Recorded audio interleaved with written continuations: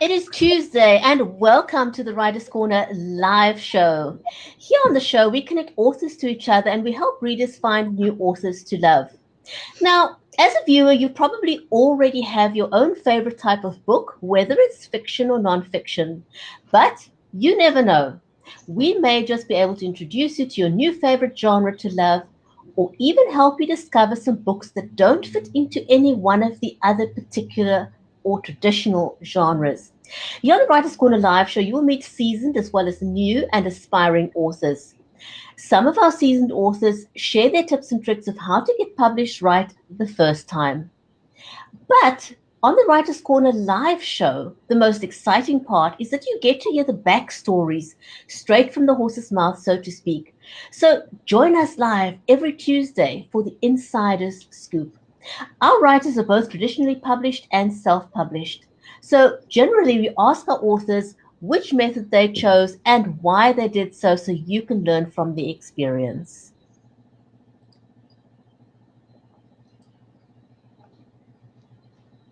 And welcome to the show, everyone. I'm Brigitte Limbanda from Cape Town in South Africa, and over to my co-host, Mary.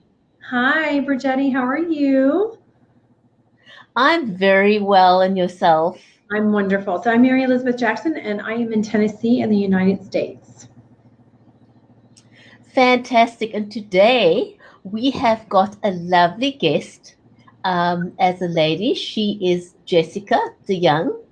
And Jessica, basically, she tells us that now usually people don't consider themselves an author when they are a blogger, but in fact they are. They are authors.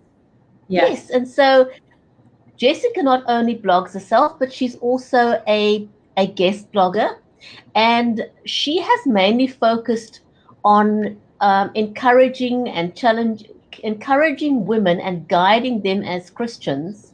And so she started a ministry. So she's the founder of a ministry called Grace Unworthy.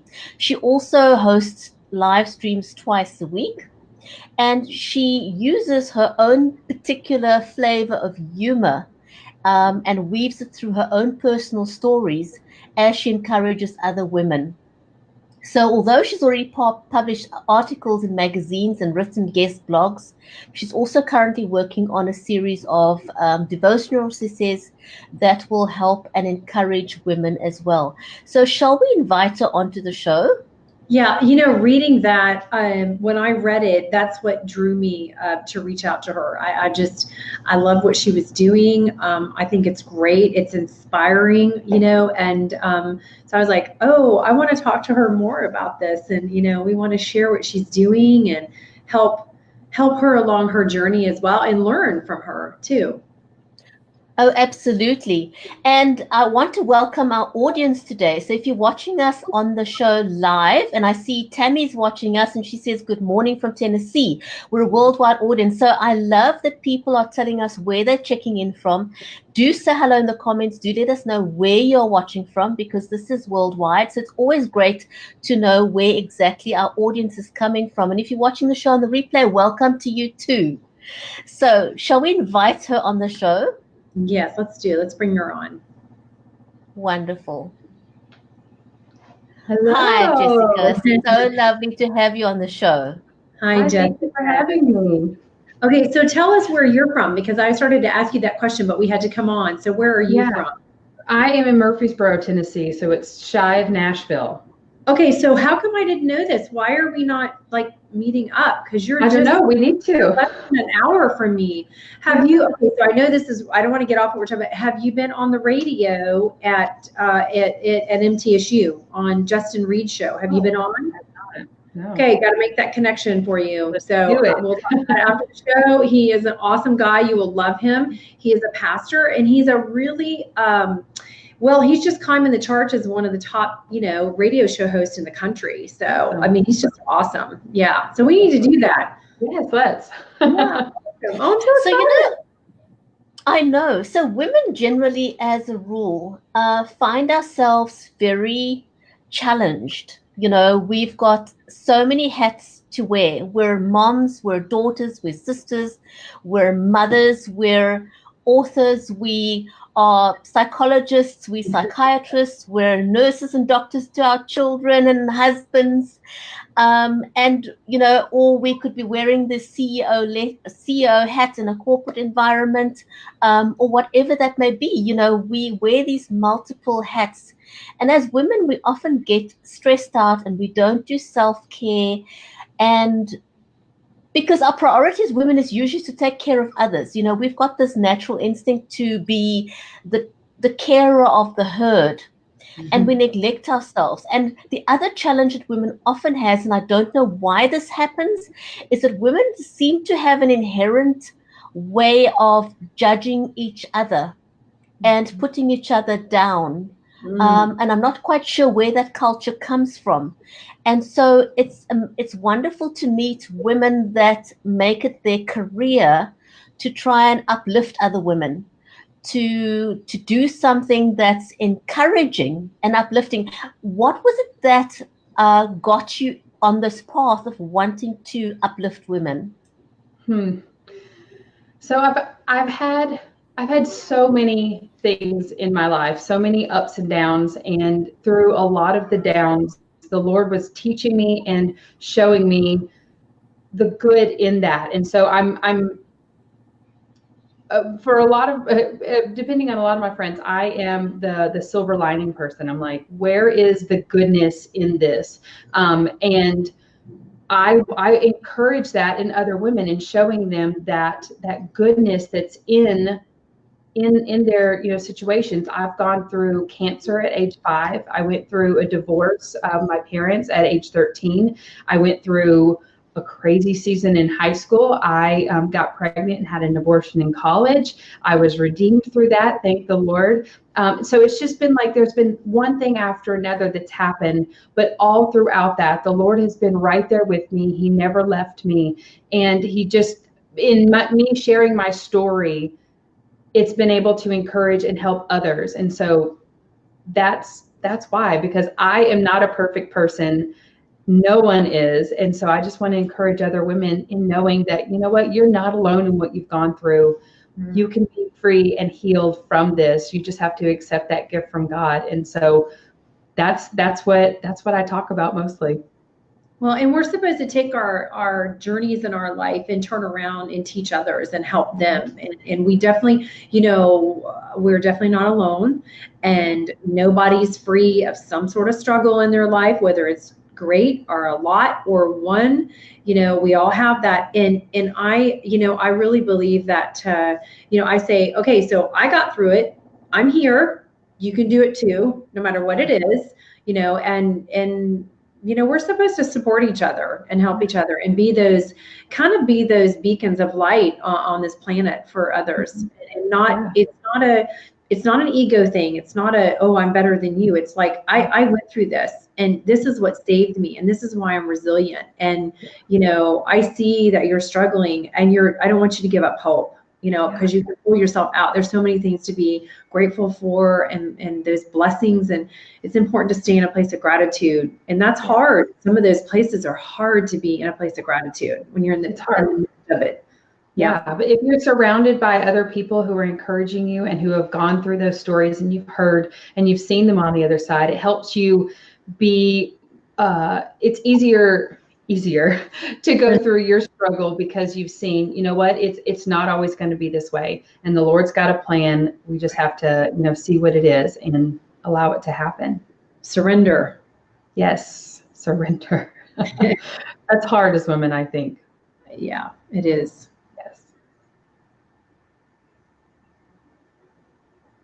Oh, okay.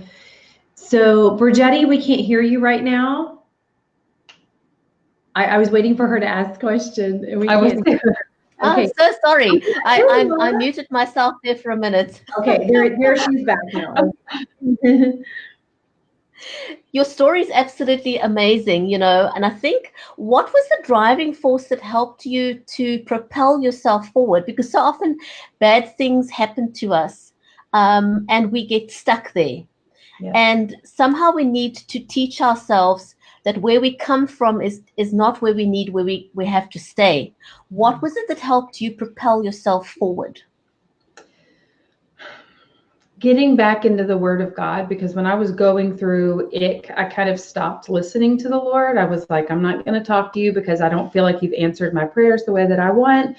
And it's obviously not working the way that I want to. So I'm going to not talk to you. And that did not work out, obviously. It did not work out. And so getting back into the Word, praying, those two things were the biggest thing, because I was, like you said, surrender. I was letting go of my preconceived notions of what my life was supposed to look like, and letting the Lord take hold of that. And I think that's a hard place to be, because it's like fear of the unknown. You're comfortable where you are, even though it sucks, but you know the surroundings, right? So once you start letting go, and once you start allowing someone else to help you and letting the Lord in, that's a very vulnerable place to be, because you don't know what that's going to look like. But you know that even though it sucks right here, I know what it's like. I know what it feels like, and I'm just going to stay here. But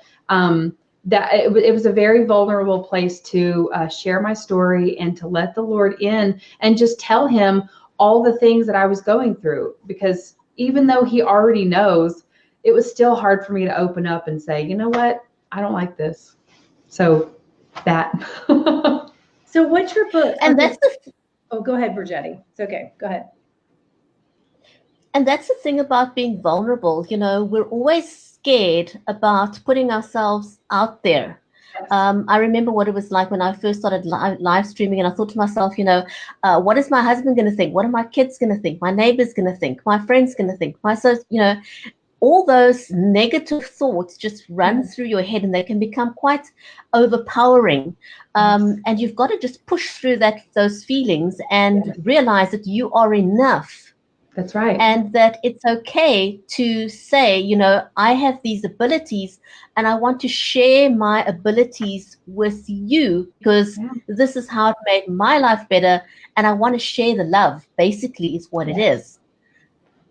And so it's phenomenal that you were able to push through those insecurities, because, you know, especially when you've had a dark side, and who of us doesn't have a dark side? Because that's life, right? Life can be dark, but we can learn to push through the darkness and choose to show the light and shine a light on the good part of our lives and learn from the dark side. And I think that's what your mission is all about, is helping women and elevating them. But now I've got a question for you, Jessica. As women, we don't always feel on top of our game, because life's like that, right? Whether we go through highs and lows. And if you're doing what you're doing as a full-time career, how do you push through your own stuff, your own darkness on a day that you're not feeling well, and yet find a way to still be encouraging to other women? How do you push through? That's actually very near and dear, because I have been going through a lot, but I have a fantastic community around me that help encourage me and pray for me and lift me up and tell me you can do it. And they come on when I do my live videos that I've got to be, hey, they come on there and they spur me on and they comment, so that I know that, okay, I'm not alone out there. And that's really what gets me through it, is that I am open and vulnerable to them and tell them, you know what, I'm really struggling with this. And not one of them have ever said, oh, I cannot believe you struggle with that. Never has that happened, right? But we as women, I think that we're afraid that if we tell someone, you know what, I'm struggling with depression, that they're going to go, oh, you're a horrible Christian, or I cannot believe you. That's what we think, right? Because we're just that judging, that inner monologue. But the reality is that if those close friends that you have, they're going to support you and go, you know what, I've been there, and you know, I'm going to pray for you. I'm going to hold your hand, and we're going to go through this together. And in that vulnerability, I'm able to get that courage, because I have a community that just surrounds me, and they're holding me. Support is very important. Isn't it amazing? Isn't it? That, Support you know, it's when we find the inner strength to show our vulnerability, it's strange, but it attracts people to us. We have this funny notion that or expectation that perfect is the goal. But we're not perfect. No one is perfect, and no one's attracted to perfect. If you Right. speak to people, when they come across someone that's perceived as perfect, they can't associate, they can't connect with perfect. But if you show your vulnerability and you show your realness, that is what makes people want to connect with you, because when you show what goes wrong in your life, it's like, oh my goodness, I thought I was the only one. Yes. Yes, and that's exactly what I do. When I do my live videos, I tell a story. Usually I'll start with a story about something that's happened in my life. I've talked about trying, almost cutting my finger off while doing woodworking. I've talked about yelling at my kids, and, so I'm being open and vulnerable, but then I also go, okay, well, here's what the Bible says about this, and here's what we can learn from this. And so, yes, you're exactly right. I've got so many more people, I think, that can relate with me, and that watch, because they know that I'm going to be real with them, and I'm not going to sugarcoat things. I'm going to be like, hey, here's the thing. And they want that. And so you're exactly right. Hey, do we want to, are there any comments that we should share, or are there any questions for Jessica today? Well, everyone has said hello, and let us know where they are watching from. Good. But please, Okay. if you've got any specific questions for Jessica, please let us know, and let's get them answered. So, Jessica, how did you become a blogger? Did you just decide one day to pick up the pen and write? What was it that propelled you to put pen to paper? I like to ask people that question because we all have a story, but none of us, or not all of us, always feel compelled to pen down our life story. What was it that propelled you into writing?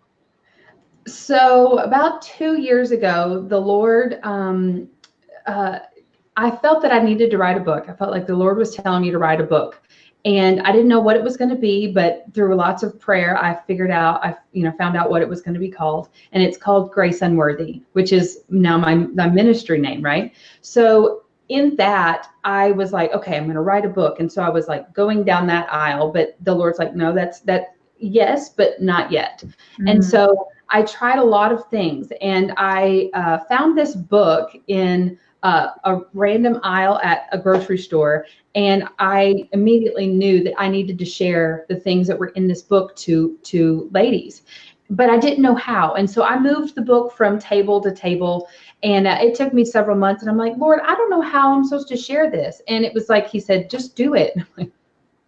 Okay. So that was when I decided, okay, I'm going to do 100 days of loving on you. And that was like the hashtag for it. And so for 100 days, I sent an email to my list of subscribers for this email. And it was essentially like a little devotional was what I sent them. And at the beginning, it was very much like the book. And then as it gone, like the Lord started talking to me, and I started writing out more and more devotionals. And that's where that started. So I thought, you know what, after the emails were done, I knew that I needed to continue writing. I was still being bombarded with like all these things that I wanted to share. And so I started a blog and started putting those emails in a blog to get those devotions out. And they're just little snippets, but they have a story about me. They have story from the scripture, so that you can, so it's easier to apply the scripture to your life instead of, oh, that's a great verse, but it applies the scripture to your life. And then usually I'll have a challenge at the end or a prayer for someone, so that they can actually apply what they've read, instead of just, again, oh, that's a good devotional. That was nice, but actually applying that. And so those emails brought toward that. And now that's what the devotionals that I've written are those emails that I was writing, and then plus the blogs. And it's just beautiful how it just organically worked its way that way. It's really interesting when you surrender to the path that God intends for you. Because I didn't know what I was doing either. And I had written, this manuscript had just downloaded to me for my baby book back here, my children's book. And I sat on it for, I feel like it was 2 years, but I'm not really sure. But I kept getting that nudging. You need to do something with this. You need to do something with this. So I know what you're talking about. And finally, I was like, fine, okay, I will listen, but I don't even know who to talk to or where to go, you know? And so it's where it's just like all these doors started to open, you know? And so I'm a full believer in listening to those voices that are those little nudgings that are telling you, because we're so busy trying to do what we think our life is supposed to be like. We're so busy trying to find what our life is supposed to be like. We don't just stop and listen to what our life is actually supposed to be filled with or do, or the direction. And it's absolutely, I've witnessed it in my own life, just stopping and doing what we're supposed to do. Yeah, just do it. Yeah, that's my motto. Just do it. Like, not do this. Yeah. So I like this comment. I like this comment by Tammy. Tammy says we can be vulnerable without being negative. Negativity keeps people away. Isn't that so true? Absolutely. Absolutely. And my daughter's dealing with that. Somebody who, you know, her life has not been so great. And she's like, you know, she's taking it out on, you know, so yeah, I just had that discussion the other day. I was like, you know, we all go through stuff. We can still be nice. Yeah, exactly. Absolutely. When did your book come out? When did you It has not come out yet. So I finished writing it.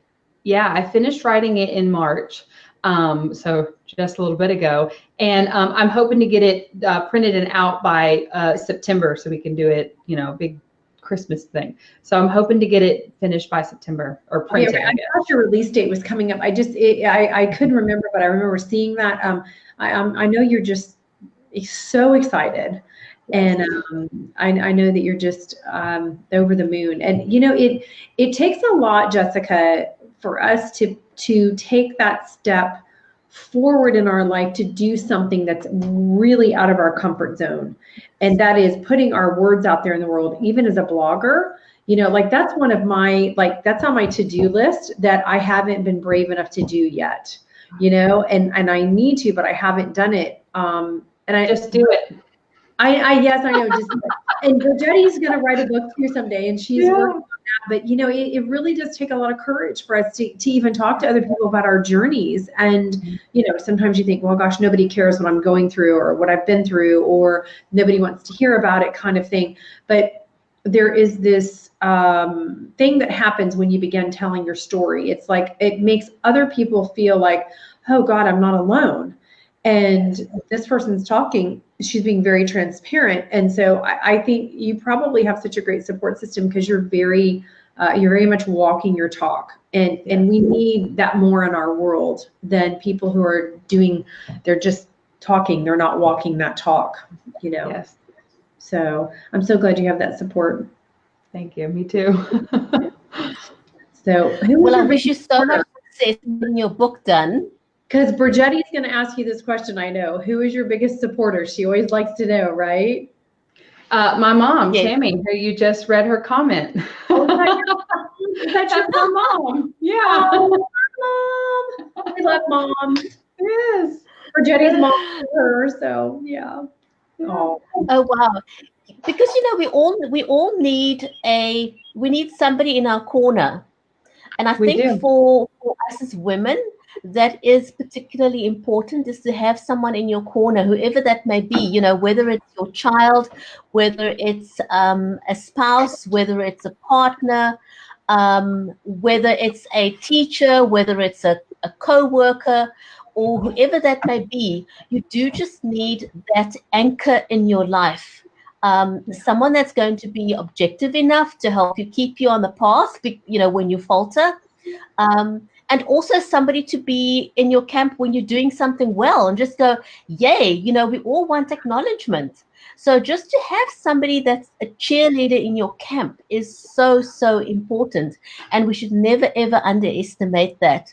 So it's wonderful that you've got your mom, who is your supporter and my husband. I didn't say that, but my husband is the biggest supporter too. But my mom was right there. But they're both. I couldn't do this without them, because you're right. It's that even through the positive and the negative, to have someone there. And they know the struggles that I've gone through. And so they know how hard it is, because I'm a people pleaser. And so some of the things that the Lord prompts me to write are not fun to write about. But I know that they need to be written about, and I know that there is someone that needs to see that. And so I write about it. And so, yeah, you're exactly right. It is very vulnerable to put out my even devotions, because it's not even like, it's not a book about, a nonfiction, or it's a fiction book about someone else. Like, these are my stories. These are my intimate times with the Lord. And so, yes, it's very vulnerable. But and Brittany, where can people find your work? Oh yes, where can they find your blog and your book? Well, the book will be out, but that will be out on blackrosewriting.com and Amazon. But yes. So the blog is blog.graceunworthy.com, and it will soon be switching over to graceunworthy.com. So I will have my own .com, but we're working on that right now. We're making it pretty. Okay. All right. Well, and how can people connect with you, Tammy? Jessica. Jessica, sorry. Yeah, that's okay. I've gotten that my entire life. We look a lot alike. She's reading your mom's comments. Yes. While you're talking to you. Yeah. So my biggest platform is Facebook. I am also on Instagram, but you can just search for my name, Jessica DeYoung, and you can find me on either one. And that's where I do my live broadcasts for right now. I also, if you would like to go on YouTube, I've actually uploaded all of my broadcasts that I've done on Facebook to there, so that you can get all of them from Sundays and Thursdays. And that you can just look up my name, Jessica DeYoung. All right. Awesome. Yeah, we're almost out of time. I know it goes by so fast, and we always have so many things to talk about. And Brittany and I have a mutual friend, Sarah Wiseman, that we love, that you should reach out to her on Instagram. Okay. And Sarah is she's such a beautiful spirit, and she talks about things that God says, puts on her heart to share. And, I know that happens for me as well. I don't always get to put them out there because of just, like Brittany says, we have so many hats to wear, and we're running around being so many different people at one time. Sometimes it feels like, yes. So I think it's beautiful that you listen to what the calling is for you, and that you're being this instrument of God, and we are intended to be that physical expression of His creation, is what I believe. So yeah. Yes, I'm a willing vessel. That's wonderful. Thank you so much for being an inspiration to other women. And we really need to do more and more and more uplifting, because there's enough people out there who put others down. And so, and I often talk about this, there's enough bad news in the world. So we want to be spreaders of good news. We want to talk about stuff that's uplifting and that makes people feel good. The traditional media does enough of the bad stuff. And so we can choose to spread the good. We can choose to celebrate the good in each other. It's a choice that we can make. It is. Absolutely. So I want to say thank you so much for spreading your goodness in the world. And thank you so much for being on the show as a guest today. And we'd love to have you back again someday. Well, thank you for having me. I'd love to come back, especially when I have actual books. Yeah, we need to do that. We'll do like a little launch here on the show. So. Yes, I would love that. It's so exciting. Yep. So let's just stay in touch. Wonderful. Thank you so much for being on today.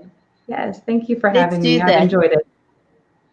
A huge big thank you to everyone who's watched us live today, and a huge big thank you to everyone who's watching the show on the replay. So I'm going to say goodbye from myself, Brigitte Limband in Cape Town, South Africa. See you next week, everyone. And bye from Mary Elizabeth Jackson in Tennessee, and Jessica is in Tennessee too. Yes. Bye. Bye.